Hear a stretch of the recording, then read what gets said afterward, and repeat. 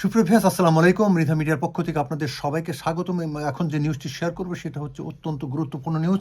আপনারা জানেন যে গতকাল সকালে অর্থাৎ শনিবার সকালে হোয়াইটচ্যাপেল, যেখানে হচ্ছে বাঙালি অধ্যুষিত এলাকা, সেই হোয়াইটচ্যাপেল আন্ডারগ্রাউন্ড স্টেশনে একটি ইসলামী ফোবিয়া ঘটনা ঘটেছে। সেখানে একজন হিজাব পরা নারীকে একটি শ্বেতাঙ্গ সে টান দিয়ে শেষে ফেলে দিয়েছে। এর ফলে সেখানে উত্তেজনা সৃষ্টি হয়েছে এবং তারা তিন বান্ধবী ছিলেন।